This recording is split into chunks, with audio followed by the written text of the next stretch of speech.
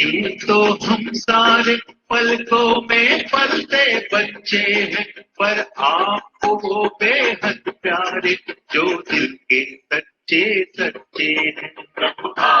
यूं तो हम सारे पलकों में पलते बच्चे हैं, पर आपको वो बेहद प्यारे जो दिल के सच्चे सच्चे हैं।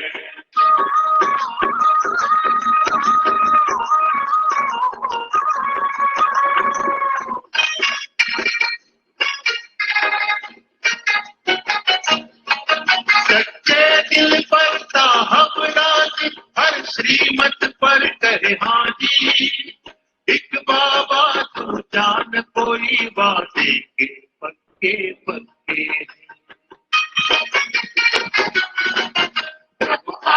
यूं तो हम सारे पलकों में पलते बच्चे हैं, पर आपको बेहद प्यारे जो दिल के सच्चे सच्चे हैं।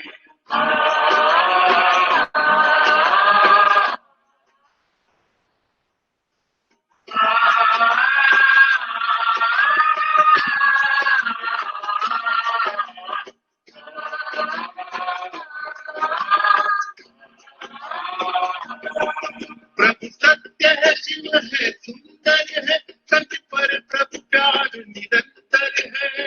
साथ को कोई बात नहीं, खुशियों में नाचते रहते हैं।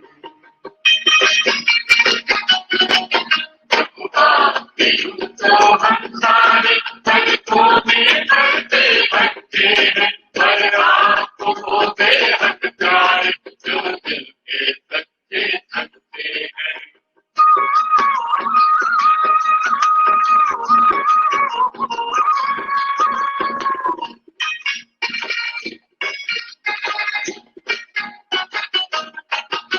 कोई खूबी रहे न रहे, बस दिल से सच्चा साफ रहे।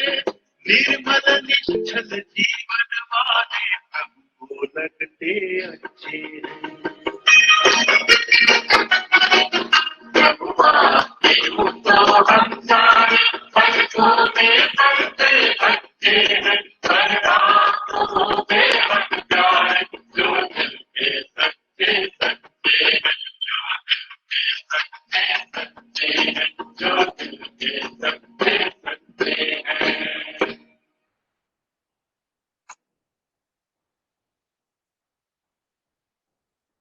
ओम शांति। बिंदु बेन, सुनाई दे रहा है आपको हमारा आवाज? बिंदु बेन, मुझे स्क्रीन पर दिखाई नहीं दे रहा है। बिंदु बेन, हाँ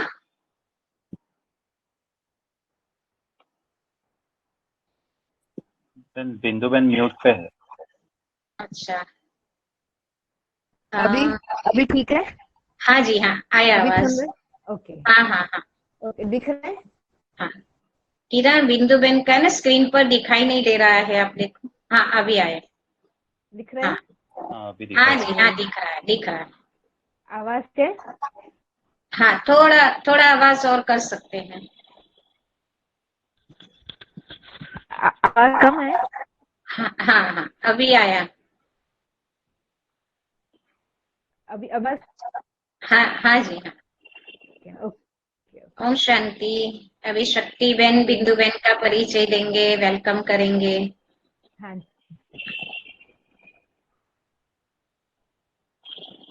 शक्ति, अनम्यूट करो। शक्ति, मेरा आवाज सुनाई दे रहा है? ओम शांति। ओम शांति। बिंदु बेन दिखाई नहीं दे रहे हैं हमको। किरण भाई, आपको बेन दिख आपका रहा है? वीडियो ऑफ है शायद। नहीं नहीं, मुझे दिखाई दे रहा है। नहीं दिखाई दे रहा है। वो बात करेंगे तभी वो आपके स्क्रीन पे दिखेंगे। अच्छा, अभी सुनाई दे रहा है किरण भाई? हाँ जी, हाँ जी, हाँ हाँ हाँ हाँ जी। मेरी आवाज सुन रही है कोकिला बेन? हाँ जी, हाँ सुन बिंदु रहे। बेन आप जी बेन। ओम शांति। आज हम सभी के बीच बोरीवली वेस्ट से बिंदु बहन दहीसर की बगिया में पहुंचे हैं। हम सभी की ओर से हार्दिक स्वागत करते हैं। बहन आपका बहुत बहुत स्वागत है इस बगिया में। गुलदस्ते से हम बहन का स्वागत कर रहे हैं। आप सभी करतल ध्वनि से बहन का स्वागत करेंगे। बहन ये स्वीकार कीजिए गुलदस्ता। और मैं आप सभी को, ऐसे तो सभी पहचानते ही होंगे बहन को, लेकिन फिर भी मैं शॉर्ट में उनका परिचय कराना चाहूंगी। आप बोरीवली वेस्ट ये जो अपना सेंटर है उसको आप संभालते हैं और पिछले 30 वर्षों से 30 ईयर्स से आप समर्पित रूप से बाबा की सेवा में आपने अपना जीवन लगाया हुआ है। और सबसे बड़ी बात कि आप बचपन से ज्ञान में है, नॉट ओनली बचपन से लेकिन जन्म से पहले से ही। इसलिए बहन को अभिमन्यु का टाइटल मिला है। सभी पता है ना अभिमन्यु की क्या विशेषता थी, कि गर्भ में ही उसको ज्ञान मिला था। तो बहन भी तब से ही लौकिक माता पिता पहले ही ज्ञान में आए और उसके बाद उनका जन्म हुआ। तो उसी प्रकार से तब से ही उन्होंने ज्ञान प्राप्त किया और ज्ञान योग का जैसे बीज ही बचपन से उनके अंदर पड़ा। और इस रीति से बहन ने देश विदेश में बहुत सारी सेवाएं भी की हैं। लौकिक में भी, आप विदेश में भी रहे हुए हैं और इस रीति से बहुत सारे एक्सपीरियंस आपके पास हैं। और आज खास बोरीवली से आप हमारे बीच में दहीसर की फुलवारी पर आए हैं अपने एक्सपीरियंस हमारे साथ शेयर करने के लिए। और जो आज बहन का टॉपिक है वो है कॉल ऑफ टाइम, अर्थात समय की पुकार। क्योंकि आज हम देख ही रहे हैं कैसा समय चल रहा है, लेकिन समय हमसे कुछ कहना चाहता है। तो वो क्या कहना चाहता है और हम जो वो कहना चाहता है उसकी बात को हम कैसे पूरा करें, उसके उस विषय पर बहन हमें अपने एक्सपीरियंस के द्वारा हम सभी को मार्गदर्शन देंगे। बिंदु बहन, हम सभी फिर से करतल ध्वनि से बहन का स्वागत करेंगे। शांति, सभी को सुनाई दे रहा है ना? अभी हम बिंदु बहन को सुनेंगे सभी। थैंक यू शक्ति बहन। ओम शांति। ओम शांति। हाँ जी बहन।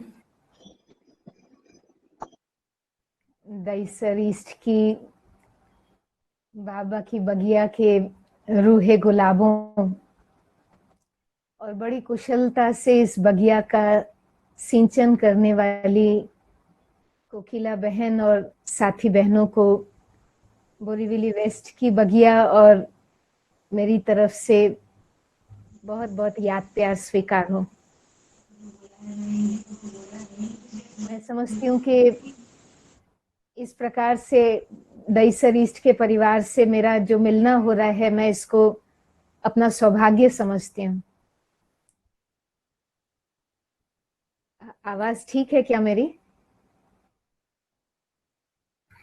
थोड़ा जोर से बोलो बहन। अच्छा, अभी ठीक है? हाँ जी बहन, आवाज थोड़ा बीच में कटते क्या? हाँ जी, अभी ठीक है। अभी ठीक है ना? और आवाज कम है। ओके, मैं हाथ में पकड़ लेती हूँ।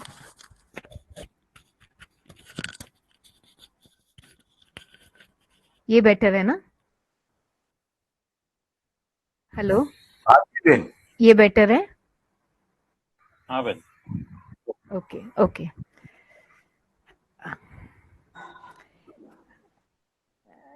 जिस समय से हम गुजर रहे हैं, हम देख रहे हैं कि बाबा की शिक्षाएं, जो बाबा ने इशारे हम सबको पहले दिए थे, वो सब साकार रूप ले रहे हैं। बाबा ने कहा था कि ऐसी बीमारियां आएंगी जिसकी डॉक्टर्स ने भी पढ़ाई नहीं की होगी। वो समय हम अभी देख रहे हैं। घर घर में सेंटर होगा, घर घर में बाबा की मुरली चलेगी। ऐसा समय आएगा, मौत का बाजार गर्म होगा। ऐसा भी समय आएगा, बाबा ने कहा हुआ है कि अंतिम संस्कार करने वाला कोई होगा नहीं, या अनाज होगा लेकिन खाने को नहीं रहेगा। तो इस प्रकार के सारे सीन हम अभी देख रहे हैं। बेरूट का समाचार भी आप सबने सुना होगा कि जहां पर अमोनियम नाइट्रेट नामक गैस जब लीक हुई तो कैसे अनाज था, बहुत सारा वीट था पोर्ट्स पे, लेकिन खा नहीं सकते थे। तो बाबा की सारी शिक्षाएं अभी साकार रूप लेती हम सब देख रहे हैं। ऐसे समय पर जो वर्तमान पुकार मुझे महसूस हो रही है, जिसके आधार से मैं अभी पुरुषार्थ कर रही हूं, तो मैंने अपने संपूर्ण पुरुषार्थ को 5 पॉइंट्स में समेटा है, और वो 5 पॉइंट्स 5S मैं आप सबके समक्ष आज शेयर करूंगी। और सबसे पहला S है साइलेंस। इस लॉकडाउन में और अभी लॉकडाउन के बाद के पीरियड में भी हम सबको मिला है ढेर सारा साइलेंस, एकांत, एक के अंत में जाने का मौका। हमें पता है कि हमारे पूर्वजों ने जो अपनी स्थिति बनाई वो इसी के बल पे बनाई।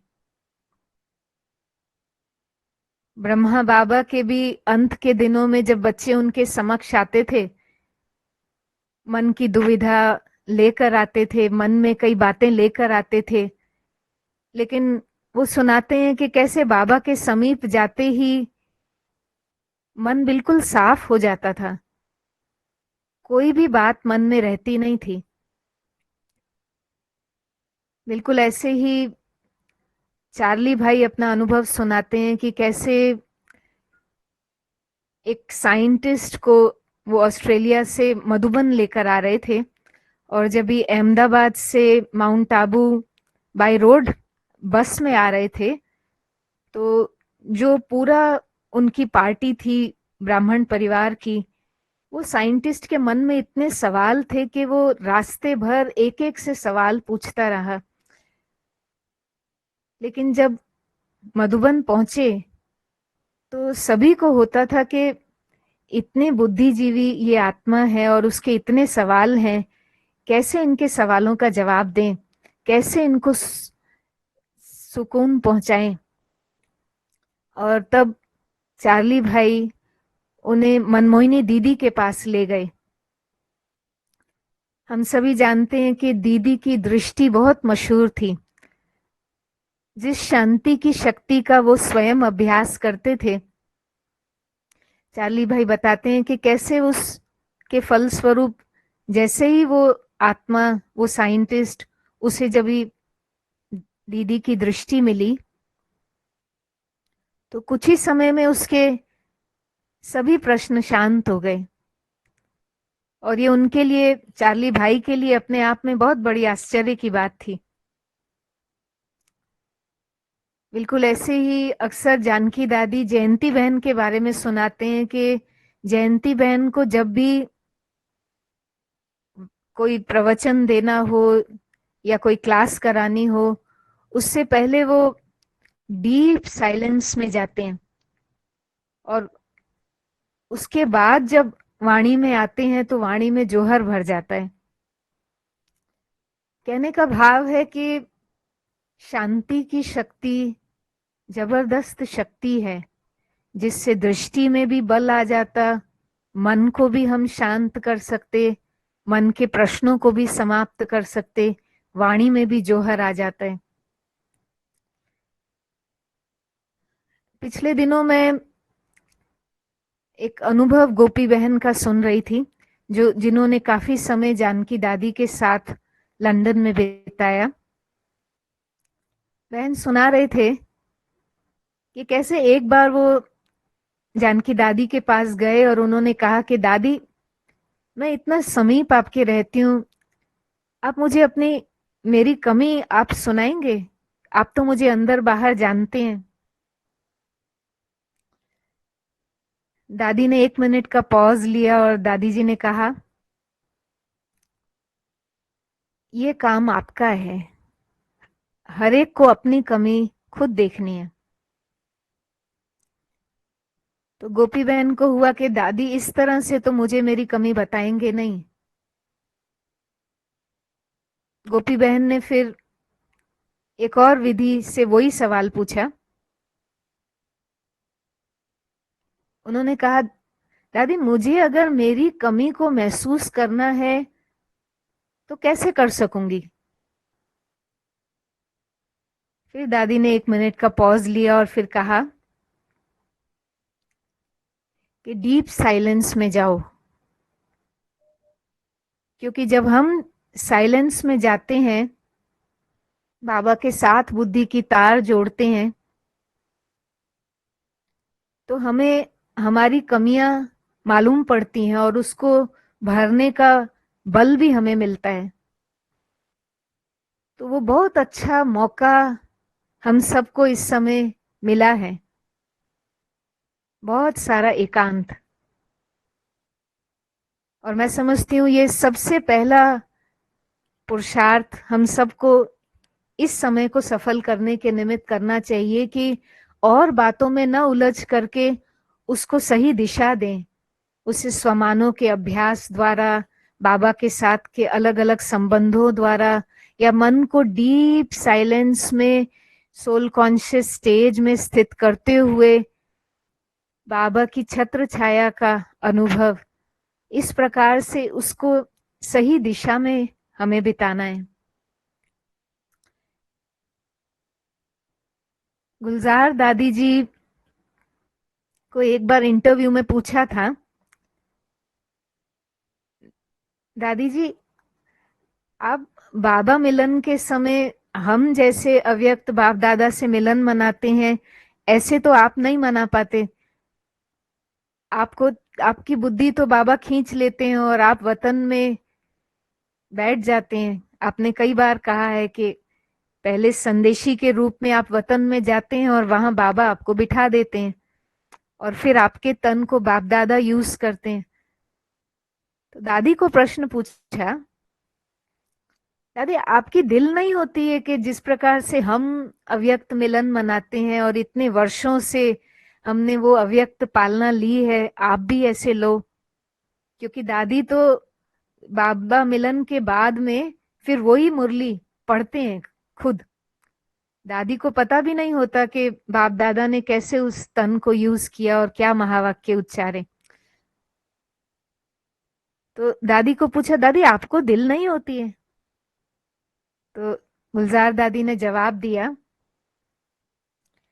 बाबा मुझे अव्यक्त वतन में डीप साइलेंस में बिठा देते हैं और वो डीप साइलेंस का अनुभव इतना सुखद होता है, उसमें इतनी प्राप्तियां होती हैं कि फिर कोई आश रहती नहीं है। आत्मा जैसे संतुष्टता का अनुभव करती है।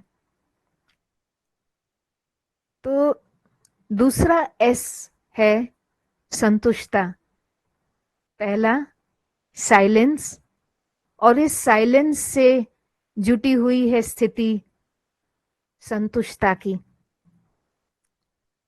यानी इस समय हम एक एक संतुष्ट मणियां दिखनी चाहिए।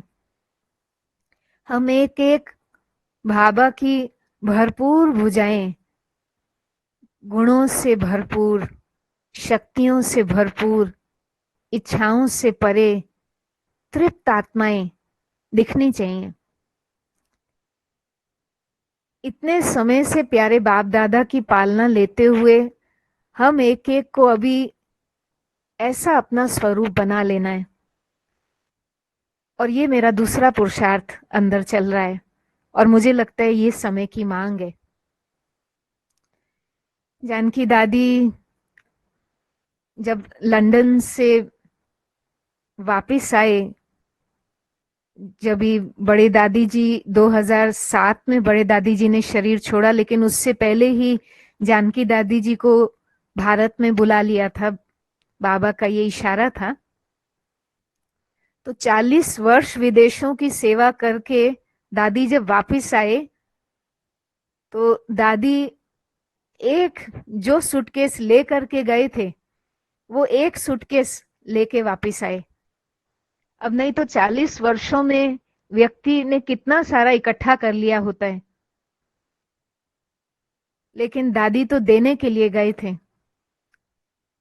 जब विदेश में भी दादी थे और उनका ब्रिटिश पासपोर्ट बनवाना था, तो दादी को तब कहा कि दादी अभी आपका यहाँ का सिटीजनशिप का के निमित्त पासपोर्ट बनाना है। तो दादी ने कहा वो किस निमित्त, किस लिए, मैं तो यहाँ पर देने आई हूँ, मुझे तो यहाँ से कुछ नहीं चाहिए, फिर यहाँ की सिटीजनशिप किस लिए। कहने का भाव है कि दादी को अंदर में इस बात का बहुत नशा था कि मैं भगवान की भुजा, भगवान की सेवाधारी, विश्व सेवा अर्थाई हूं। कुछ भी लेने की अंदर में इच्छा नहीं थी, देने अर्थाई थी। और ये तभी हो सकता है जब आत्मा अंदर से पूरी तरह से भरी हुई हो। तो संतुष्टता की स्थिति बहुत ही स्वीट स्थिति है। चंद्रमणि दादी का एक अनुभव अमीरचंद भाई सुनाते हैं कि बेगरी पार्ट जब चल रहा था तो कई बार दूध भी पीने के लिए नहीं होता था, तो थोड़े से अच्छा गुजारा कर पाते थे। एक बार चंद्रमणि दादी ने अमीरचंद भाई को आवाज लगाई कि अमीरचंद दूध आया है, दूध पी ले। तो अमीरचंद भाई ने कहा नहीं दादी, मेरी आदत बिगड़ जाएगी।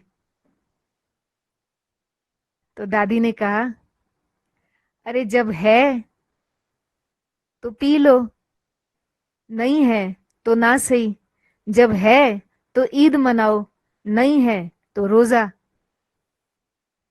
कहने का भाव है संतुष्ट आत्मा जिस हाल में है खुशहाल है, लेकिन ऐसी स्थिति के लिए कि इंद्रियों के आकर्षण से संपूर्ण रीति से परे की स्थिति बनाने के लिए आवश्यक है कि हम एक एक अतीन्द्रिय सुख का बहुत अच्छा अनुभव करें।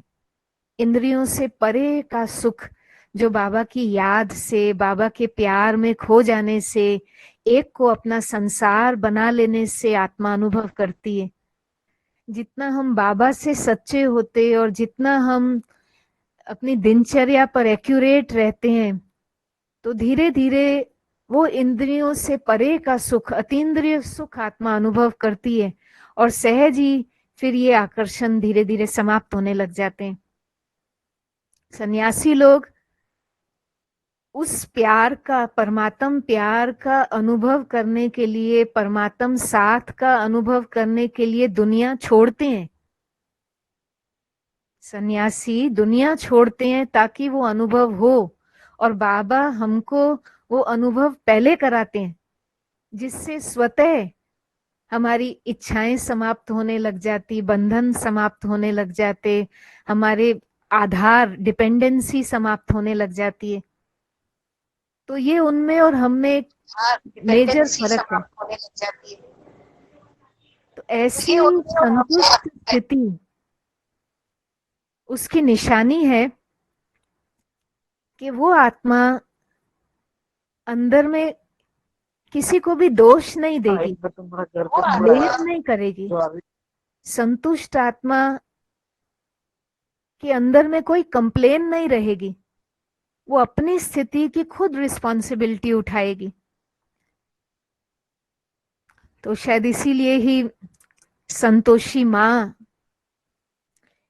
जिसको शुक्रवार को सब याद करते हैं और आराधना करते हैं, और संतोषी माँ को जब भी भोग लगाया जाता है तो कोई घी के व्यंजन बनाकर भोग न लगा करके चने और गुड़, ऐसा सिंपल भोग का यादगार भी बनाए, क्योंकि संतुष्ट आत्मा सिंप्लिसिटी में भी सुख पाती है। और शुक्रवार को ही जो उस संतोषी माँ को याद करते हैं, क्योंकि संतुष्ट आत्मा सदा शुक्रिया मनाती रहती है। तो मैं समझती हूँ कि इन घड़ियों में हम एक एक को ऐसे संतुष्ट स्थिति का अनुभव करना है, और धीरे धीरे वो स्टेज आ जाएगी कि फिर न वस्तुओं का आधार लेना होगा, न आत्मा को व्यक्तियों का आधार लेने की आवश्यकता रहेगी, न मान की इच्छा होगी, न शान की इच्छा होगी, यहाँ तक कि सेवाओं की भी इच्छा नहीं होगी। ये और बात है कि सेवाएं उसके पीछे छमछम करती हुई आएंगी, पर अब हमारी स्थिति ऐसी तृप्त हो, ये वाइब्रेशंस हमारे द्वारा सब तक पहुंचे, इसका चार्ट भी हमें अपना अवश्य चेक करते रहना है। तीसरी बात है, थर्ड एस है संगठन। पहला साइलेंस, दूसरा संतुष्टता, और तीसरा संगठन। समय की ये भी मांग है कि हम जहां पर भी हैं, जिनके साथ हम रह रहे हैं, बहुत मृदु हमारा संबंध हो और एक मीठा संगठन हम तैयार करें।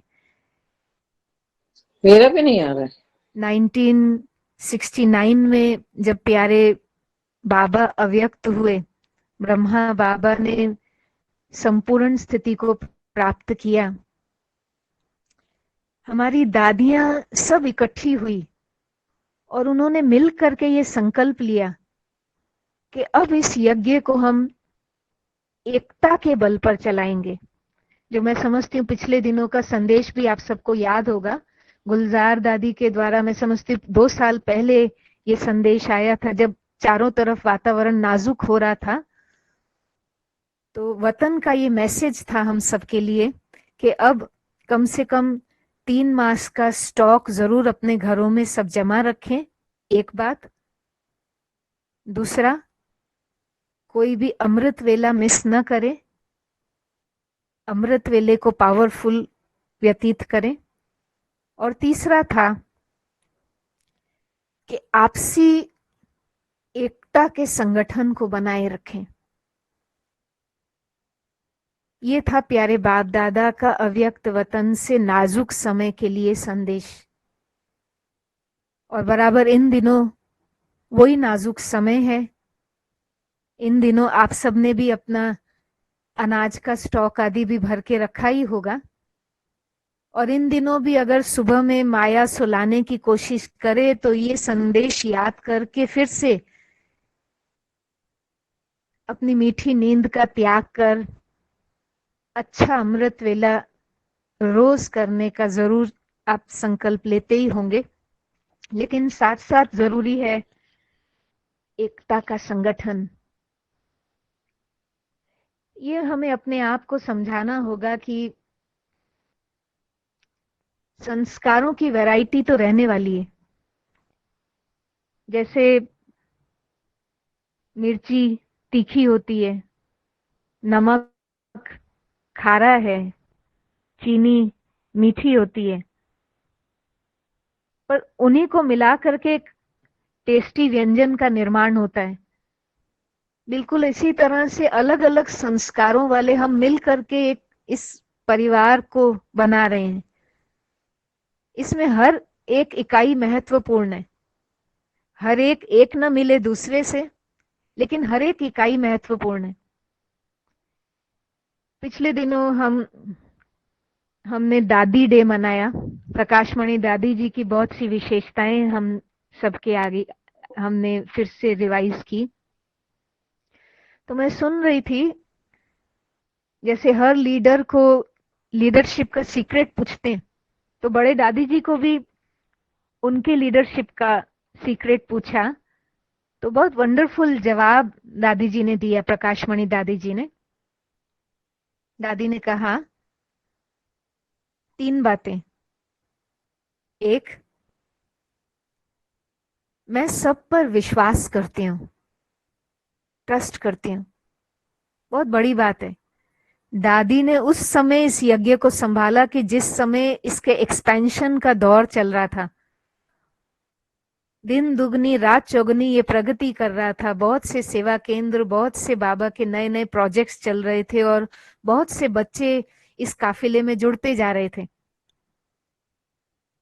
लेकिन दादी जी सब पर विश्वास रखते थे। और दूसरा, दादी ने कहा, मैं सबकी बात सुनती हूँ, अपनी बात कहूं, अपनी बात शेयर करूं, उससे पहले मैं पूरी उनकी बात सुनती हूँ ताकि उनको मैं समझ सकूं और उनको संतुष्ट कर सकूं। और तीसरा, दादी ने कहा मेरे जीवन का ये सिद्धांत है कि मैं संगठन में आत्माओं को कंट्रोल नहीं करती हूँ, फ्रीडम देती हूँ, जबरदस्ती नहीं करती हूँ। और जो फ्रीडम दादी देते हैं, दादी कहते हैं इसके कारण फिर वो मेरी सुनने लगते हैं, मेरी हर बात मानने को तैयार हो जाते हैं। तो ये वंडरफुल अपने लीडरशिप का सीक्रेट दादी ने शेयर किया, और शायद जिसके कारण ही इतना मीठा संगठन दादी ने तैयार किया।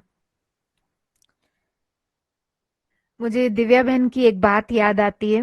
अहमदाबाद से दिव्या बहन कुछ साल पहले जब वापस आए, एक प्रोग्राम में दिव्या बहन गए थे, और उस प्रोग्राम में मंच पर डांस चल रहा था और सभी बहुत व्यवस्थित रीति से एक्शन में लाते हुए डांस की परफॉर्मेंस दे रहे थे, और सभा में सब बैठे हुए बहुत अच्छे से उसका आनंद उठा रहे थे। एक एक के जो एक्शंस मैच हो रहे थे वो उनके अलग अलग डांसर्स की ब्यूटी थी। बहन सुना रहे थे कि कैसे जब प्रोग्राम एंड की ओर आया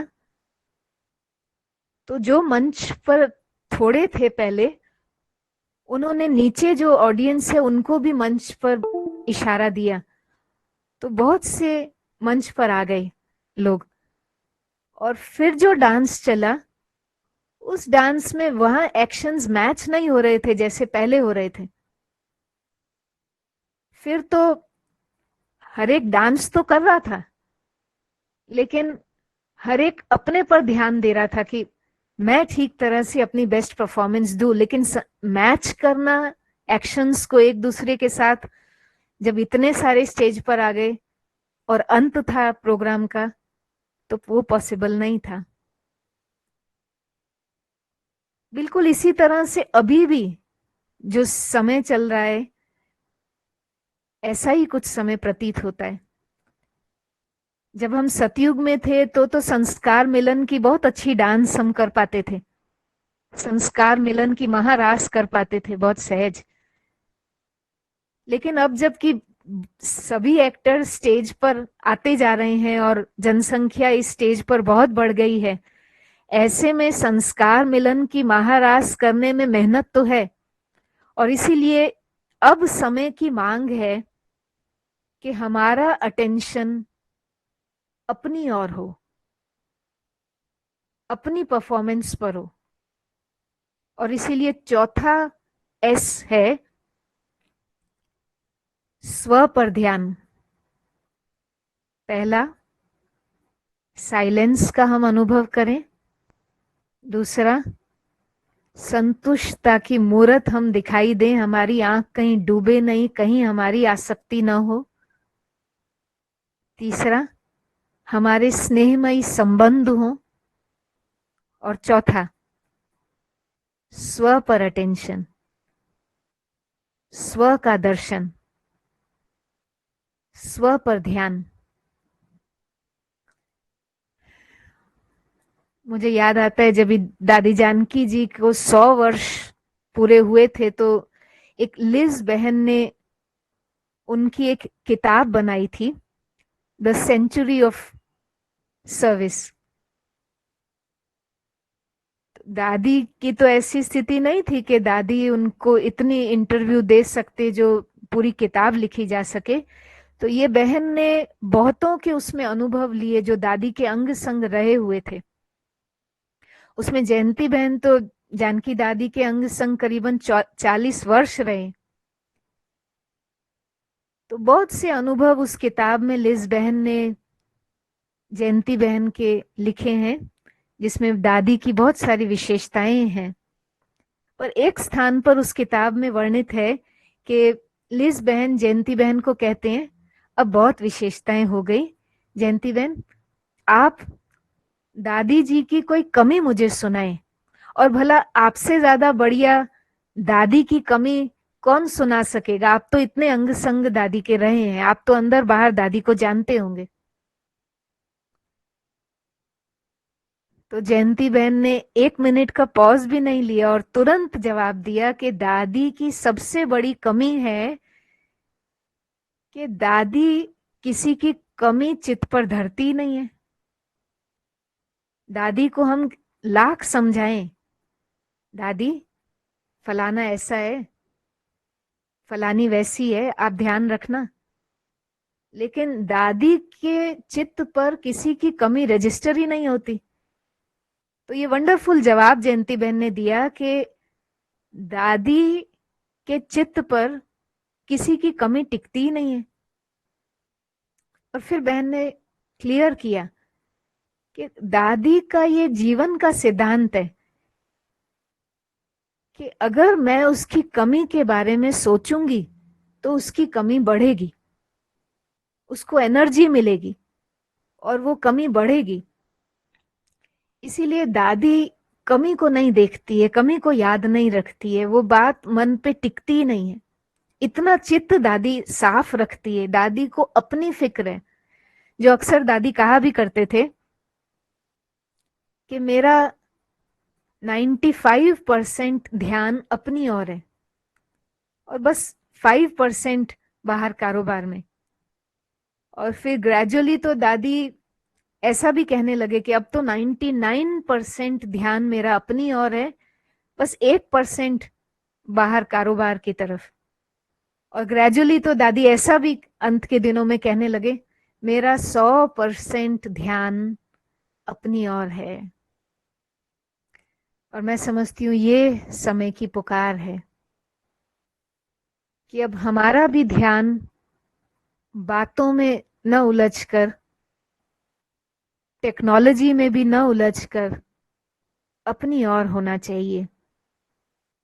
टेक्नोलॉजी हालांकि सेवाओं में मदद दे रही है, लेकिन उसके और भी बहुत से एस्पेक्ट्स हैं जिसके कारण वो समय ले लेती है। शिवानी बहन नए भाई बहनों को भी ये पक्का कराती है कि दिन की शुरुआत का 1 घंटा और दिन के अंत का 1 घंटा अपने लिए रखें।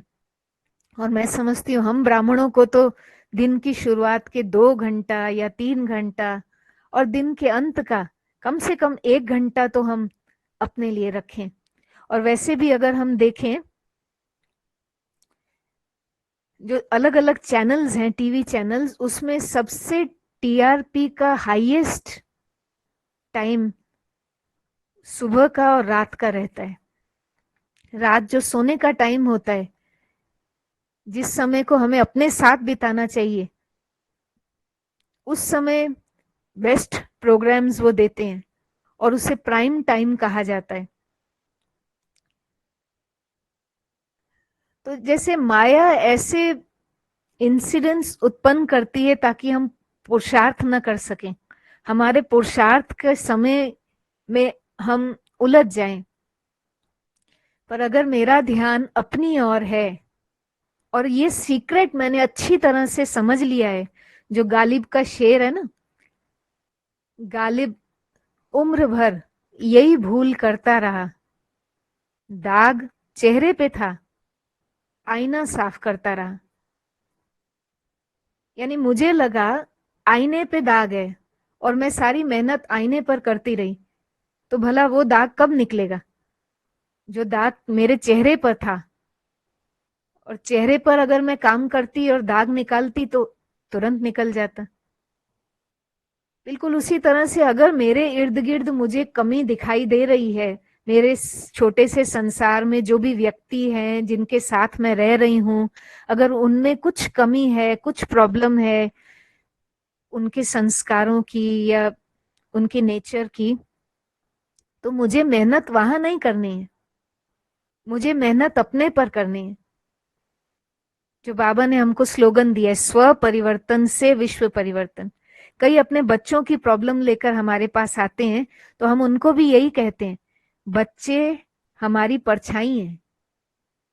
परछाई को सीधा करना हो, अगर किसी को, चलते व्यक्ति को परछाई को सीधा करना हो, तो परछाई पे मेहनत नहीं की जाती है, खुद को मेहनत की जाती है। खुद को अगर सीधा खड़ा रखें तो अपने आप परछाई सीधी हो जाएगी।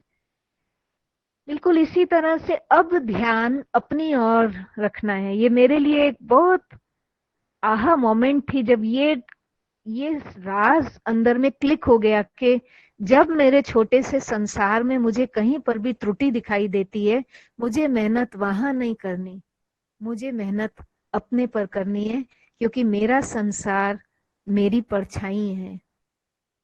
तो मुझे स्व पर ध्यान देना है। अगर दुनिया में करप्शन बढ़ रहा है तो मुझे अपने अंदर की ग्रीड को समाप्त करना है। अगर दुनिया में टेररिज्म बढ़ रहा है, मुझे अपने अंदर के गुस्से को समाप्त करना है।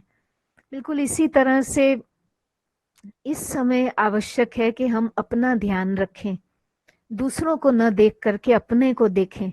वैसे भी जो दौड़ने वाले रनर्स होते हैं, स्पोर्ट्समैन, उनको कहा जाता है कि जो दूसरी लेन में दौड़ने वाले हैं उनको न देख, आप अपनी दौड़ पर ध्यान दो। क्योंकि जैसे ही दूसरे प्लेयर्स को देखते हैं, दूसरे रनर्स को दौड़ने वाला व्यक्ति देखता है, तो कोच उसे सिखाता है कि तुम्हारी स्पीड कम हो जाएगी। तो जबकि तीव्र पुरुषार्थ की ये वेला है और हमें last so fast so first जाना है, अपनी रफ्तार को तेज रखना है, तो हमें भी ध्यान सब तरफ से हटाकर अपनी ओर रखना है। और लास्ट एस, वो है साक्षी दृष्टा। अभी तो फिर भी नजारे कम हैं, आगे चल के और कड़े दुखदाई सीन्स हमारे आगे आने हैं।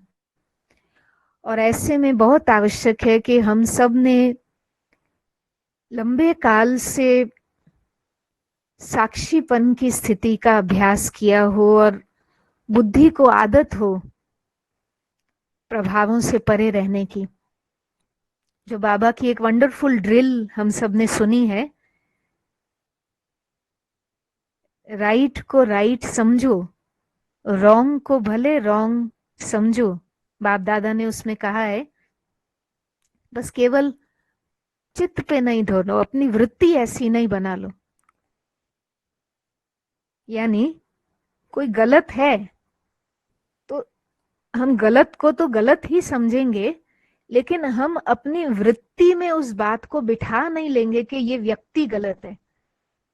जो कहते हैं ना, hate the sin and not the sinner. तो बात गलत है, लेकिन उस दृष्टिकोण से मैं उस आत्मा को नहीं देख रही हूं। तो बहुत साक्षी दृष्टा की वंडरफुल परिभाषा इस ड्रिल द्वारा बाबा ने हमारे आगे रखी कि ऐसी वृत्ति नहीं बना लो। क्योंकि वृत्ति माना व्रत अक्षर से वृत्ति बनाए, व्रत माना साइकिल। आपने अगर ज्योमेट्री इंग्लिश में हिंदी में पढ़ी है तो ज्योमेट्री में हिंदी में सर्कल को व्रत कहते हैं।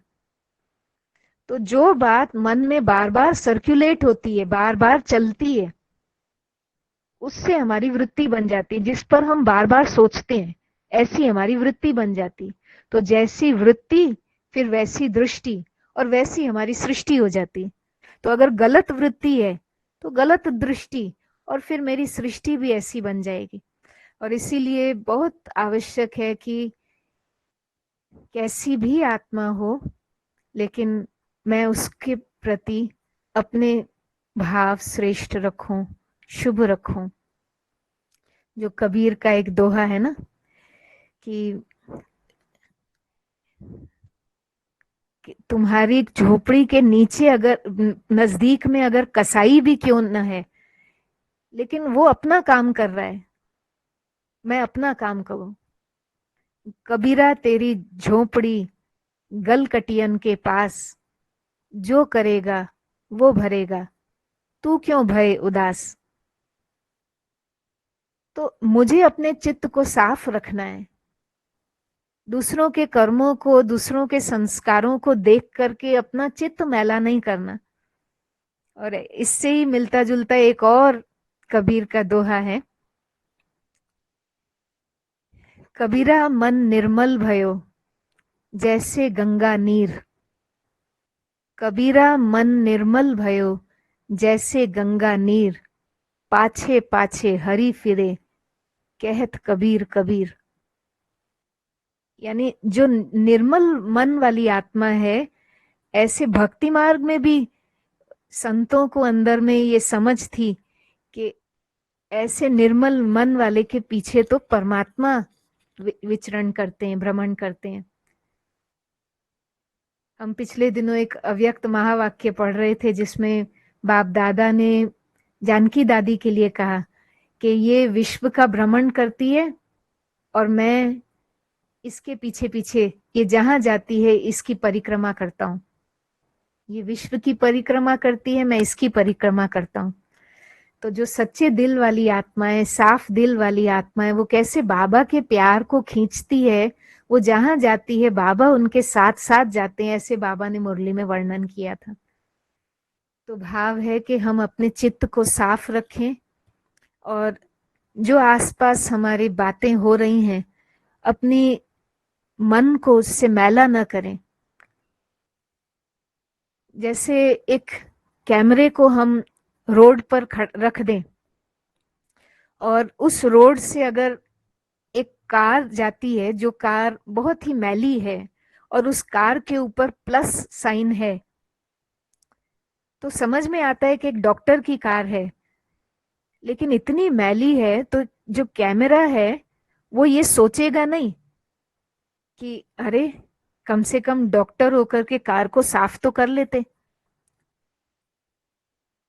समझो थोड़ी देर के बाद एक और कार जाती है जिस पर प्लस का साइन है, बहुत बढ़िया कार है, बहुत महंगी कार है, बहुत साफ है। कैमरा उसकी फोटो निकालेगा लेकिन ये विचार नहीं करेगा कि अरे इतनी बढ़िया कार डॉक्टर की, कहीं ये लूटता तो नहीं है पेशेंट्स को। नहीं, इस प्रकार की जजमेंटल एटीट्यूड कैमरे का नहीं रहता है। ऐसे आंखों को भी कैमरा कहा जाता है। बहुत से सीन हमें देखने में आते हैं, कुछ मैले कुछ साफ, लेकिन बुद्धि जो नेत्र का कार्य करती है एक कैमरे की तरह है। सीन्स खींचते जा रहे हैं, फोटो खींचती जा रही है, लेकिन आवश्यक नहीं है कि हर बात पर हम जजमेंट पास करें। बाबा जो कहते हैं कि बच्चे तुम्हें अपना जज बनना है। बहुत सी ऐसी परिस्थितियां होती हैं, घटनाएं सामने आती हैं जिस पर हमें जजमेंट पास करने की दरकार नहीं रहती, लेकिन हम बहुत सी अपनी शक्ति उस पर खर्च कर देते हैं। ये ऐसा है, वो वैसा है, अपनी जजमेंट पास करते हैं। और फाइनली जब अपने को जज करने का टाइम आता है, जब योग में बैठते हैं और अपने आप को देखना होता है, तब तक बुद्धि थकी हुई होती है, क्योंकि इतना ज्यादा दूसरों पर बुद्धि की शक्ति को खर्च कर दिया होता है कि हम थक जाते हैं। और इसीलिए आवश्यक है कि हम सब से अपने आप को डिटैच करके दिन व्यतीत करें। न्यारी प्यारी साक्षी दृष्टा स्थिति, डिटैच्ड ऑब्जर्वर की स्थिति, इससे बहुत सी हमारी शक्ति सेव भी होगी और फिर समय पर हम सहज सकाश भी दे पाएंगे। बुद्धि जब फ्री होगी, बुद्धि जब लाइट होगी, बुद्धि जब क्लीन होगी, तो वो ऐसी मन बुद्धि मनसा सेवा के लायक भी रहती है। और ये भी समय की पुकार है कि हम मनसा सेवा करें, पर उसके लिए आवश्यक है कि हमारी साक्षी दृष्टा स्थिति हो। तो ये कुछ मेरे वर्तमान पुरुषार्थ की 5 बातें थी जो आपके साथ शेयर करना चाहती थी, जो मुझे लगता है ये समय की मांग है। पहला था साइलेंस के अभ्यास को बढ़ाएं। दूसरा, अपनी इच्छाओं से परे संतुष्ट स्थिति रखें। तीसरा, संगठन मृदु हो, घरों में मीठा वातावरण हो, स्नेह का संगठन हो। चौथा, स्व पर ध्यान। और 5वां, साक्षी दृष्टा। तो बहुत गोल्डन पीरियड अभी संगम युग का आने वाला है। गोल्डन एज आए उससे पहले संगम युग का गोल्डन पीरियड, ऐसा गोल्डन पीरियड कि जिस समय बाबा प्रत्यक्ष होगा, बाबा हमसे बड़े कार्य करवाएगा। वैसे भी देखिए 1969 में जब भी साकार ब्रह्मा बाबा अव्यक्त हुए तो सेवाएं बहुत बड़ी। 1971 से विदेशों में पहला ग्रुप गया और अभी तो 130 से भी अधिक देशों में बाबा के सेवा केंद्र हैं। तो ये एक बाबा के अव्यक्त होने पर सेवाओं ने जोर पकड़ा। 2007 में हमने देखा जब भी बड़ी दादी जी अव्यक्त हुए तो भी मीडिया की सेवाओं के द्वार खुले और अवेकनिंग प्रोग्राम द्वारा घर घर में बाबा का संदेश पहुंचा और बहुत सेवाओं ने जोर पकड़ा। और अब 2020 में दादी जानकी जी ने अव्यक्त स्थिति को प्राप्त किया। तो लगता है कि अभी भी कुछ बड़ा कार्य होना है,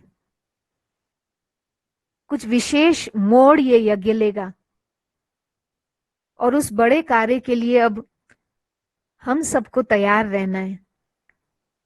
ऐसे हम इंस्ट्रूमेंट्स बने, ऐसी हमारी स्थिति हो कि बाबा हमको यूज कर सके, क्योंकि हम जड़ें हैं, इस कल्प वृक्ष की जड़ें।